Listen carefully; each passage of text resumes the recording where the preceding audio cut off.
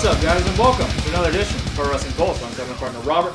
I am J-Man. On this edition of the Pulse, going to give you our TNA Slammiversary 11 review. Just getting off the air of the pay-per-view. Pretty good show. I mean, it was not horrible. I mean, there was parts of this that were pretty damn bad. And there were parts of this that's kind of surprised, and there were parts that were what we expected them to be. I mean, a lot of stuff that, me and Quaddy talked about in the preview is being good, we're good. And some of the things that we kind of ran over, not thinking they were going to be anything, were, kind of impressed a little bit more than we intended. Were the shitty parts of this shitty? Oh, yes. Yes, they were. Shittier than suspected. Yeah, probably even shittier than expected. Stuff that shouldn't even be on pay-per-view and shouldn't even be on television, period. House show matches. We had one. Gut check. Good God almighty. But yeah, I mean, it was a fun show. It was entertaining to watch, and me and Roberto had a classic old school pay-per-view night with me and Robert here. Ryan unable to attend, of course. Eric with his fucked up. Whoa, who? Who did I just say? I didn't say that. Sorry, who are you bro. talking about? Sorry, bro. Quaddy with his. I was gonna say, who's that guy? Oh, we were just talking like normal. I forgot we're taping the show here. Quaddy with his fucked up schedule. Workaholic. Exactly. Tight butthole. Sorry, workaholic reference. It's Robert doesn't get it. It's all good. But yeah, so we had a vintage old school night with me and Roberto over here. And it seemed like a vintage TNA pay-per-view. It did. Some parts of this it actually did, and we're gonna run it down for you. TNA is watchable once again. Parts of it. Parts of it. Better than it was. And some of it is very intriguing to see what's going to be happening in the future. But until then, we're going to run this show down for you. We have the first matchup here. We had the Ultimate X match for the X Division Championship, featuring champion Kenny King going up against Chris Sabin and Suicide. This is the 30th Ultimate X match in TNA history. Chris Sabin has been in 14 of them. So call him Mr. Ultimate X, I guess. Hail Sabin. I just, seeing these three guys, know what Sabin's done out of 14 out of 30 Ultimate X matches. Suicide, a former Ultimate X winner, and Kenny King, just all his athleticism and ability. Just knowing what this match could do, it delivered, Watching these guys do all these, X moves and jumps and leaps and whatever. It's like almost the whole match, you're like, what did he just, huh? Wow, I was just blown away by it, finally seeing a vintage TNA match on a TNA pay-per-view, starting off hot, the crowd got into it, lots of this is awesome chants. There's really no moment that just kind of stuck out to me that really go over, just these guys being themselves, anybody that's seen these guys in a match, the athleticism they have and what they can do. We had, 14-time Ultimate X, match guy, Chris Sabin once again, X Division champion, the first time since 2006. Great to see this. As Robert said, all these guys definitely performed to their capabilities. TJ Perkins, we just can't go without saying TJ Perkins as Suicide. He brings so much more legitimacy to that character and what I believe, in my opinion, that should be, even though it probably shouldn't even be used because it's just ripped off their shitty video game. But as far as he goes, yeah, I probably do somewhere around here. As far as it goes, he plays it fantastically. Kenny King, as the now former X Division champion, had a good run, and it was great to see him as X Division champion. And the athleticism that he has, we've talked about it for years and years. He's almost like a combination of a Shelton Benjamin and an MVP. You take the athleticism of Shelton Benjamin, the character, and the kind of charisma of an MVP, and you kind of smash it together. You get a Kenny King and a young athlete that he is, and he's going to continue to grow and continue to progress with his career and build his character up. Exactly, and just Chris Sabin, my boy, it's so great to see him back on the top of the X Division here and hopefully start to get people behind him and let him run this division, which I think he can do and has done in the past greatly. It's been 1 year since he tore his knee Exactly, and both of them. It's been 2 years now since he tore his other one and then came back for a little bit and then tore that other one in, I believe it was last June or something like that, last summer. Slammiversary last year. Yeah, last summer. So, it's great to see him come back and finally come back to the prominence that we've seen him in the past. It goes without saying, the spots we've seen in this matchup were outstanding. The work that we get, it's an Ultimate X match, and when you put the guys like this into an Ultimate X match, it's going to deliver, and that's exactly what it did here. A great opener, smart as always, as TNA always does, to throw these kind of X Division spotty type matches out at the beginning to get the the crowd hot, and that's exactly what it did here. Really quality Ultimate X matchup here. Great athleticism, great transitions through all this stuff. Good stuff here. And Chris Sabin, your new X Division champion, Hail Saban. Great stuff there in the opener. Some random shit here before we get into the next match. We had Hulk Hogan come out. The segment, he put over Chris Sabin, saying how he's the future and all this kind of stuff, and being the new talked about him X being Division champion. chance world title. Yeah, possibly. Which me and Ryan talked about this before. The where they had it to where you can cash in the X Division championship. Austin Aries did it last year. Where you cash in for a title, world title shot. They had it at Destination X. He also said at Destination X. So obviously there's only 4 pay-per-views. So how Destination X is going to fit into this whole pay-per-view schedule or whatever they're going to end up doing. Were they talking about doing like a weekly pay-per-view at one time or doing something? Well, they had the one-night onlys, but those are already taped through. Maybe they're taping something similar to that they call Destination X. I mean, cool, and it could be. And they've done it in the past where they've had their impacts be specialty type shows. Yeah. And they've kind of, torn them apart from their other impacts and made them a special, night. Impact special, Destination X. Exactly. They could maybe do something like that. Who knows what they end up doing there, but they talked about that possible opportunity for Chris Sabin in the future. Chris Sabin, world champion. I might be able to see that. Never know. Throw him into the main event situation. That would be some awesome stuff. He's well deserving of it. But Hulk Hogan, what the fuck was wrong with him tonight? I have no idea. I think him and Jeff Hardy were back there going before it because Hogan was just off his fucking rocker. I mean, he's off his rocker already, but I mean, he was off the floor, off the rocker, out of the house where the rocker resides in. Aces and Eights came out too, so that just even set him off even more. Yeah, so we had a Hulk Hogan, Mr. Anderson promo. Oh yeah. People are gonna make fun of me because I'm chewing fucking gum right now. I'm not Mr. fucking Anderson. It just I'll take it out right now just so I'm not looking like Mr. fucking Anderson because I don't want to do that. I want to clean my mouth, crisp my palate up. Well, those fajitas are really good. They're fantastic. B Daddy J, cooked a little Mexican bar. Oh my god. Fantastic, guys. Anyway, back to this. Per the usual. Hogan with Aces and Eights. And say that line for us. I'm going to quote the whole thing. Here we go. He goes, I'm not scared of you 3 pussies in leather jackets. And then he went on to say, Garrett, you're like a bitch just like your daddy's a bitch, and I'll punk slap your fucking ass off. Bitch slap you. But fuck your face or what. He's fucking... Good Lord. He was this... Cool it down there, Hulkster. Shit, buddy. Good Lord. And I do want to say that, the Boston crowd was hot for Hogan. Yeah. Hogan needs to go away. Yeah, he does. I mean, this is just ridiculous. He's trying to be Hulk Hogan over TNA. It's TNA. Yeah. TNA's first, Hogan's second or third. So get out of the spotlight. Exactly. Let these guys do their thing. Especially. We had that went into the 6-man tag match because you had the Aces and Eights out there with Garrett, Wes, and Mr. Anderson. Then we brought out Samoa Joe, the returning Jeff Hardy, with that Nardog beard he's got going, and Magnus.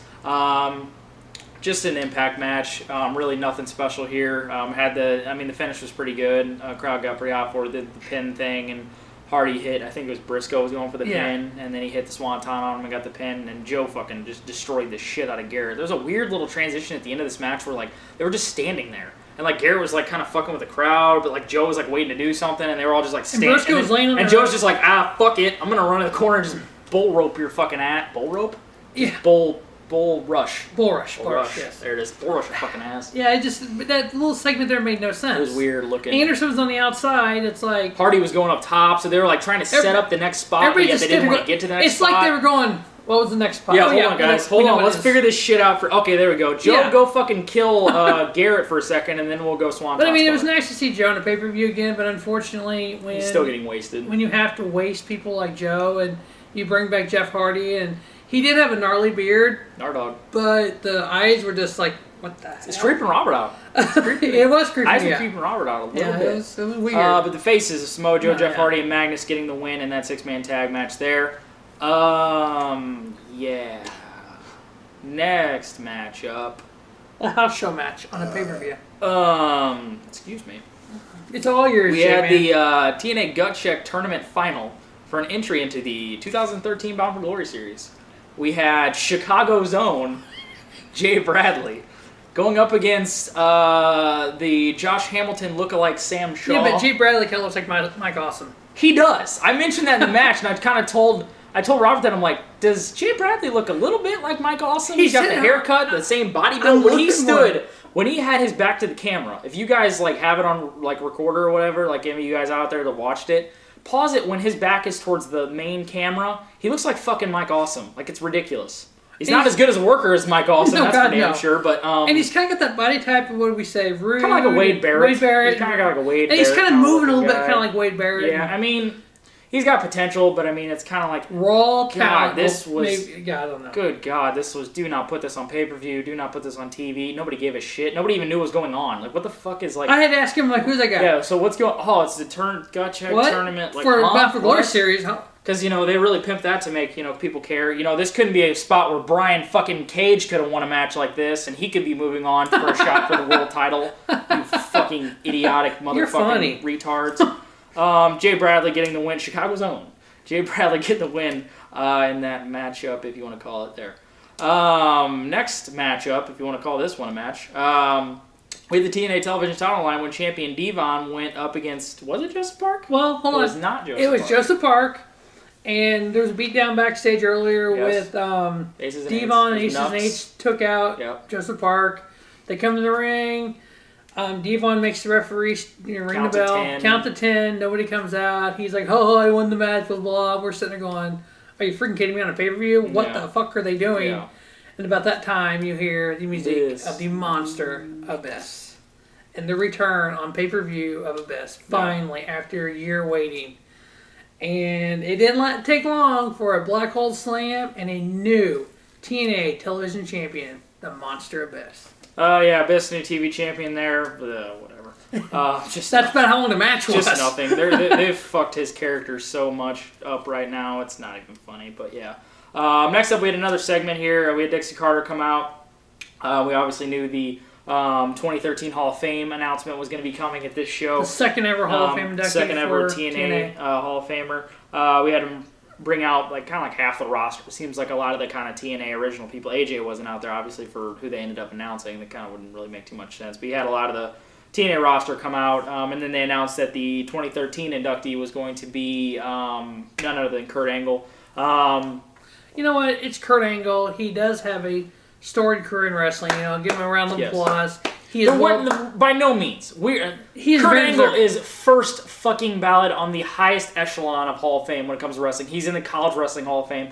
If he was in WWE, he could have been in the Hall of Fame before he stopped wrestling. When he eventually retires, he will be in WWE Hall of Fame. Let's hope Guarantee so. it. Hopefully, first ballot.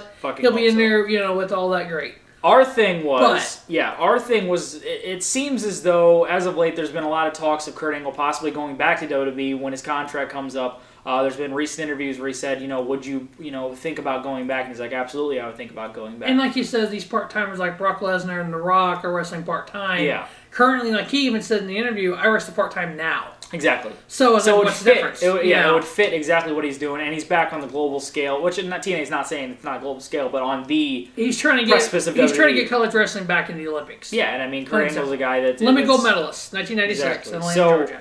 It could be, a ploy to kind of, because you saw Kurt was emotional, and he really was, honestly. I mean, you tell it meant something to him. Exactly, and to me, it doesn't really mean anything. These Hall of Fame for TNA, it's just so forced. It's so, we have to have exactly what WWE has kind of thing. We want to feel special like they have their special feel, but they don't have... They're not old enough. No, they don't have... 11 years. They don't have any close to the history. They're an 11-year company. WWE has been around for so long. It has the history and it has the meaningfulness of having that Hall of Fame type moment, and it means something. We have both been to a Hall of Fame. We were there in 2009 when Stone Cold Steve Austin was inducted. There was people that were inducted that year, like the Funks, that...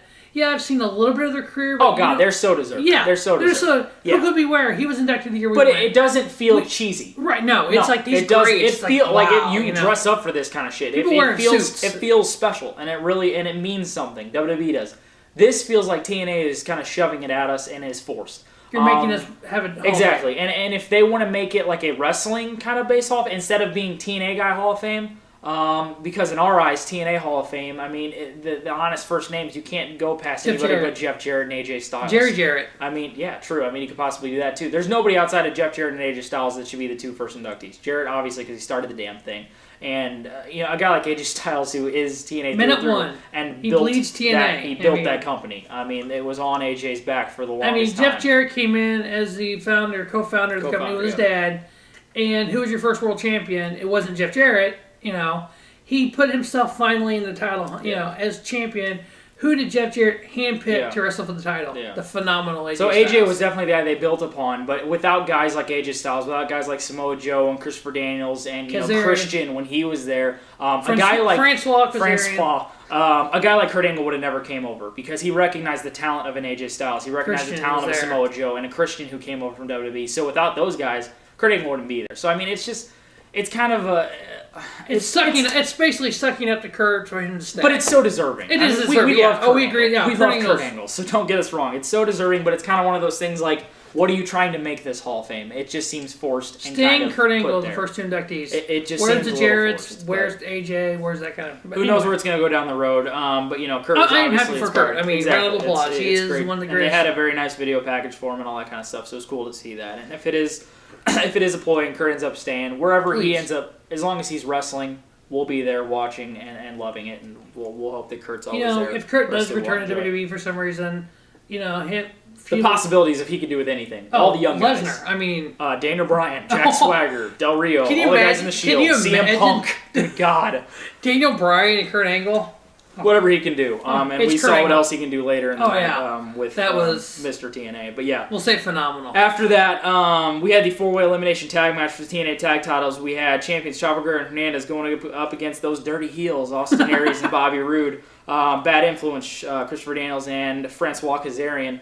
And James Storm and Gunner. Outstanding promo. Cut before this match by Daniels and Kaz. They're so fucking entertaining. They're just... Francois, what is it? I fucking love them. They're so great. Inside the ring, outside of the ring, their characters, everything they do. I mean, if I was in a tag team, I'd want to be like that. Just because it's so fun to just fuck around people and act so cheesy and Bad just goofy. Influence. It's great stuff, and they're so entertaining. This was some good stuff here. This was in the midst of us getting our Mexican bar provided by B Daddy J. We had, okay, help me out, Robert. The first elimination was actually because Daniels... DQ, which was dumb as fuck. Yeah. Stupid hit Chavo with the belt, so DQ. Daniels and Kaz were eliminated by the DQ. When they're getting out of the ring... I think Aries rolled up Chavo, 1, 2, 3. Yeah. So the champs were eliminated, so it came down to Aries and Roode and James Storm and Gunner. And we were sitting there, we're like, God, please just give the titles back to Aries and Roode, because this team of Storm and Gunner is just like, what the fuck? And... Of course, Storm and Gunner end up winning it off the gun rack by Gunner. The last call super kick into the gun rack. Torture rack. Also known as just the torture rack. The total package literally showed up tonight, I guess. So we have new TNA Tag Team Champions in James Storm and Gunner. This was a good one. I expected a little bit more out of this, but it was still some good stuff from the guys that we expect to get out of it. The Bad Influence guys and the Aries. I just hated the too quick... back-to-back eliminations and like that. And fucking over Daniels and Kaz like that. Like, that's really cheap and just stupid. I mean, I'd rather seen Daniel Kaz in there versus, rather than Storm and Gunner. I mean... it's just... And putting a makeshift team together, like, 5 seconds with a guy who's been gone forever. Back the Wildcat Chris Harris? Well, if we would have gave him some, anticipation of, hey, why don't you get in a little bit of shape... Well, he would have hit the treadmill about a month ago. Just for... He could have done one match. Just get a little bit ready, because at America's Most Wanted reunion, we'd have been all for it. We'd have done some great stuff. But James Storm and Gunner, your new TNA Tag Champions in that matchup there. Next matchup. We have the last knockout standing match between Gail Kim and Taryn Terrell. When we started talking about this on the preview, we got the, kind of idea that it's going to be just like, okay... It's going to be a hardcore type, whatever. They're going to put some little moves in here. It'll be like 6 minutes long, and they'll get out of it with some cheesy shit. Roberto, that is not what we got here. No, it's not. No, it's not. Diva Knockout Match of the Year. WWE and TNA-wise, absolutely. Yeah. I mean, Shimmer, no. I mean, I get what Ring of Honor, I've seen a couple on there. But this is probably the best women's match I've seen in a long time. Yeah. I mean, it just... run down what happened in this match. I mean, Gail... They were using chairs and figure fours on the ring post. I mean, Terrace, she went to spear Gail. Gail moved. Basically, she speared the air. Just fucking... face plant on the ramp. Done. And got up from it. I mean, like that. I mean, just... both of them did figure fours on the ring post. Trying to... You don't see that a lot in knockouts. You don't see that in guy matches. True. Deep knockout matches. That is true. What else big happened? Just get to the final spot. I mean, Tara did a bulldog off the ramp on the Gail. The 5 foot little... From the ramp down to the floor. Did a bulldog. Tara did. And gets up smiling. Amazing. This was awesome. I mean, this was some really good stuff. It was so entertaining to just be surprised because we're so used to seeing these knockouts matches where they're just whatever, blah, blah, blah, little, girls going out there and doing shit. And they have a lot of talented female wrestlers. Gail's probably one of the best. Gail is amazing. Oh. Mickey's outstanding as well. I mean, you got rid of a lot of talented ones and, like Angelina and stuff like that. Velvet's still kind of progressing. Velvet's gotten a lot better than what Velvet she used is to be. progressing. I mean, you have a lot, but Taryn Terrell just blows me away of the progression that she is showing right now. Like, she doesn't give a shit. Like, she's out there to just wrestle. I mean, she's out there to just get better and progress and just do whatever she has to do to entertain. And I mean, outside of just looking at the damn girl, because she's fucking beautiful, but I mean, like, what she did in this match blew me away. And it all revolves around Gail Kim. Her trust in letting Taryn do this stuff. What I've always loved about Gail Kim is she is not like every other girl. She'll put somebody over. She'll do that, but she'll go fucking full, like, she won't give a shit. Like, she'll go into moves. She runs, where some divas and knockouts kind of like bounce off. She fucking runs ropes. She fucking goes into There's shit. one spot I would go over. Gail had actually set the chair up on the rope. Yeah. Fucking destroy went to throw herself. Tara into it and just basically dove herself into it. She doesn't give a shit. And it looked like it killed her. It was outstanding. It's like she got it from it. I mean, so much love for Gail Kim. These two knockouts were just, I mean, that was... Yeah. One of my favorite female wrestlers of all time, if not. I mean, she's outstanding. What she did here... I mean... That finishing spot just blew us away. We're sitting there like, is she seriously about to fucking do this? Like, they were going for pile drivers and shit, and the spear they did on the outside, and then doing that final bulldog spot, or twisting neck breaker kind of thing, whatever the hell you want to call it. It was more like a bulldog. It kind of was, but I mean, they called it a bulldog. They fell off the fucking side, and they full gave into that, and it was outstanding. I mean, just a great finish to that match, and big props to both these girls. Oh, yeah. I mean, just great stuff, and Gail Kim, carrying Taryn through this, but letting Taryn really show off what she could do athletically. Is it Tara or Taryn? It's Taryn Terrell. Taryn. Okay. Taryn. Taryn Terrell, okay. Yeah. So great to see that, and it's just interesting to see what could happen in the future. This wasn't even for a title. I mean, this is a knockouts match, not for a title, on a show with a gimmick, and it delivered as a women's match goes. So I mean, great stuff there that really surprised, and we love when matches like that surprise. So good stuff. And Taryn Terrell getting the win in the last knockout standing match there in a women's match I won't forget for some time, because that was some crazy stuff. Until one comes close to just being entertaining and kind of, wow, that was fucking different. Something that's not different and something that is the same as we always get is when these two men get in the ring. We had the phenomenal AJ Styles going up against the Olympic gold medalist and now 2013 TNA Hall of Fame inductee Kurt Angle.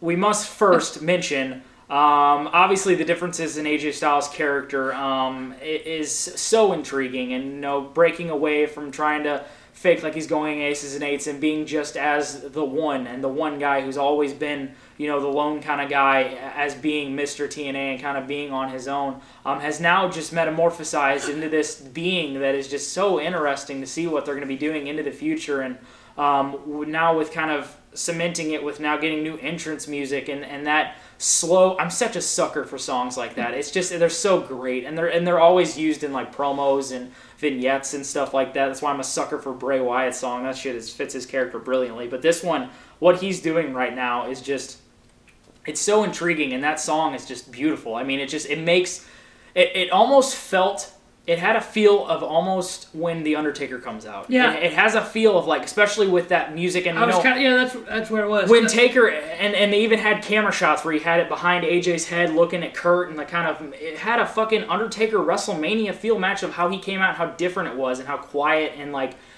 different the character is, and that song, that kind of Western old school sounding thing it's fucking bad. It first sounded like first kind of almost sounded like Aces and Eights song. I'm like, what the hell is that? Because it sounds really familiar to that, but then it broke into something completely different, and it fits what he's going for, and that lonesome kind of just being by himself, and that Dark one Knight kind of entity, kind of almost like that. Yeah, you've said it before, man. Almost like that kind of, that one guy that is just out for himself, and to be, what's all about that. So interesting to see that, and like I said, just kind of had that really epic kind of feel when he came out and kind of went, face to face with Angle. That it really had that kind of feel to it. So interesting stuff there, and I'm loving that. I really thought, I loved AJ Styles' song before. Trust me, don't get me wrong, because it's awesome to see that because it fit his character so much then. But now, just like an Undertaker, he can metamorphosize his character into something different and make it work. Just the dark side, the wearing the black, and just like we were talking, and like everybody has probably mentioned, it's TNA's version of what Sting did in WCW. It's what it is. He's the lone guy who was Mr. WCW. AJ is Mr. TNA. So and then having the kind of rebel against group, the NWO Aces the and rebel Eights. group like WCW had with NWO, and now TNA has with Aces and Eights. So I mean it fits there. It's kind of ripping off the past, but I mean AJ will make it work like he makes everything work. So but just seeing AJ kind of do that makes it all just like AJ went away and here he comes back to save the day. Exactly. He's going to ride in as Mr. TNA and take TNA back. Exactly. Show Aces and Eights that they're nothing compared to what TNA stands for. Yeah. And then we got into the matchup here. It was great as always. We could have anticipated it being a little bit better. I mean, the finish here kind of came abruptly with that kind of just stacked up pin. Didn't really like that finish. You probably could have gave it 5 or so more minutes to really kind of even itself out and really finish the right way. It kind of was just like, really? I mean, that's just kind of I really kind of expected AJ to almost get the win in this matchup too, but didn't make an angle where he was, the Hall of Fame inductee. You probably didn't want to have him lose there, but I think and Robert made an interesting point while we were watching this match, what you could have actually built towards if you were actually to build towards the whole Hall of Fame. If you would have left, AJ, even a couple different ideas I threw out was one is have Kurt come out and talk about the Hall of Fame, and then have AJ come out kind of like, I should be the Hall of Famer. Yeah, there's nobody more deserving of it. Yeah, nobody's better than me. Come on. And exactly. Then with that angle, they also could have done something with AJ leaving with the Aces and Eights and just have him take each person out. Yeah. And then, end it that way. And then have it basically where it came down to everybody kept getting taken out. Bully Ray didn't have an idea what it would have had, done that. Of course, this would have happened if you would have had kept AJ in Aces and Eights, and you could have had him gradually take him out and nobody know who took out all these guys of Aces and Eights and have it come down to Bully Ray and an AJ. And, Bully's sitting here like, well, AJ's still by my side. And then you have him gradually realize that AJ's been the guy taking him out. I think that would have been an interesting little gimmick, and you could have built that towards. And would have been even funnier is if a Bully Ray would have helped AJ win the Bound for Glory series or something. have like Bully Ray come. We're doing it for Aces and Eights. Bully Ray come in and help AJ win the Bound for Glory series, and then AJ comes in and turns on Bully and then wins the title. Because all you do is have Bully. That'd have been genius. Have Bully and AJ talking kind of like Kevin Nash and Hogan did. Yeah. And just have him say, you know what, we're going to do this if you win, blah, blah, blah. So basically have what Bully Ray did to TNA, he used Hogan and Sting for TNA's, to bring them down. You could have had Mr. TNA use everyone inside of Aces and Eights and Bully Ray to bring down Aces and Eights. God, we're fucking brilliant. We should write this stuff. Damn, dude. High five for that. Holy shit. Shittiest high five ever. Hashtag. That would have been some interesting stuff that did that. But yeah, great stuff here as usual. Could have been a little bit better. The finish came a little abruptly, but Kurt Angle getting the win in that stacked up finish there. AJ missed a 450 springboard and just faceplanted himself. AJ doesn't miss very often. Obviously Angle moved. Just a good move. But there's one spot that really did kind of stick out. God. AJ was on top rope. Angle jumped up to do a belly-to-belly, flipped AJ back. AJ lands on his feet. Angle grabbed him for the belly-to-belly and threw him into the ring post. These guys have so much chemistry. It goes without being said. We've seen that Angle move 1,000 times where he goes up and throws the guy off there. But how many people land on their feet? AJ's athleticism to go into that and then go into just a damn belly-to-belly and throw him in the corner. These guys have so much history and so much chemistry and are able to work so well together. I could watch these guys wrestle every damn day. It's just so great. And Kurt Angle getting the match in Hall of Fame yet again, an AJ Styles Kurt Angle matchup there. That was great. Great stuff there. Kurt Angle winning that matchup. Next matchup, we had the main event. It was no holds barred match for the TNA World Championship featuring champion Bully Ray going up against Sting. And if Sting did not win the World Championship in this match and win this match, he would never get a TNA World title shot ever again in his career. Bitch. Come on, you bitch. This one, it was good. It wasn't, and I said, well, no Sting match can ever be good. It was all right, and it was watchable. The thing that really stuck out is everything that Bully Ray did in this match. Have him go in there and take the knife from Taz and cut the ring open and kind of reveal the bottom of the ring and have it be the just fucking dead ass wood pallets and shit plates, and it's like basically like he just went up and he told him before the match, he's like, I'm going to beat you with a pile driver. And, that's the move that everybody said is barred, but this is no holds barred. And we're trying to really get over the fact that, anything goes here. And I'm going to do anything. And even the unwritten code of not doing pile drivers anymore, I don't give a shit. I'm going to go do a pile driver to you, and I'm going to beat you for it. Great promo there by Bully Ray, as he always produces. And he went out there, and he pile drived Sting right on the deck of fucking wood there. Great spot there. I love that. I think Taz is like, I've never seen them bring up the ring like that. I think the last time I saw it was when Nexus debuted, and they beat the shit out of Cena and, ripped the ring up, and, of course, everything amazing that happened that night. Well, but that night you had a lot of... Yeah, people just like jaws were dropped. We're like, holy shit. We've never seen this. So, that was great to see that in an actual match instead of just kind of an attack.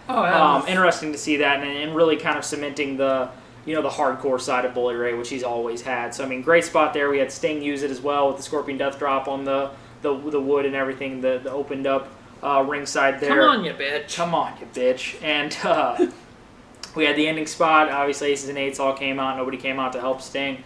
We had Anderson come in and throw the hammer to Bully Ray, and Hammer Time hit Sting off the top rope coming down in the 1-2-3, and Bully Ray retaining the World Championship in this no holds barred match that in my eyes was a little bit more than I expected and was watchable and was was pretty good. It was more than I expected. I was expecting, obviously I've been, everybody knows I'm a big Sting fan. I've been a Sting fan for a long time. Sting is past his prime. I'm good with that. Sting shouldn't be in title matches. I'm good with that. It delivered to me. It was like, wow. As the match kept going on, I'm like, okay, maybe Sting can win this. When he did the whole bare wood part of the ring, I'm like, when he hit that Scorpion Death Drop, I'm like, he's got this. He didn't. But that was fine. 7-year-old Robert coming out. Come on, Stinger. Yeah. I was a little terrified. I was like, whoa, Sting again. Just the whole come on, you bitch. Bully Ray went to hit Sting, and he said this to him. It's like... Just so not even like, come on, you bitch. He's like, come on, you bitch. Like, he's so fucking like... So that's now our new thing. Anytime we leave to go somewhere, come on, you bitch, let's go. Yeah, so, it really... it delivered to me. So, I'm glad to see Sting can still put a match on. Obviously, Bully Ray retained. We all hope we know where this is going at Bound for Glory. The whole Bound for Glory series, which hopefully AJ will win, AJ Bully Ray, AJ takes back TNA. That would be beautiful to see that, to be honest with you. That would be some really great stuff. To see that kind of build towards that, and it'll be interesting to see how they build towards that in the months to come and on impacts to come into the future. But this will now wrap up our TNA Slammiversary. Actually, there's one more thing I'd like What's to that, add. Rob? We'll see you on Impact. Damn it. What did Todd Pettin get? Whoever the Todd Pettin get. I think that was the guy back in the 90s. The new Colt Cabana looking motherfucker they got on the announce booth or whatever. Damn it. Come on now. We'll see you on Impact. Damn it. Heard that so many times from JR ending pay-per-views. Damn it. Oh, son of a bitch. This will now end our wrap-up, whatever the hell you want to say. Our TNA Slammiversary 11 review for my partner Roberto. I am J-Man, and thank you for watching another edition of Pro Wrestling Pulse, the Pulse, Professional Wrestling World.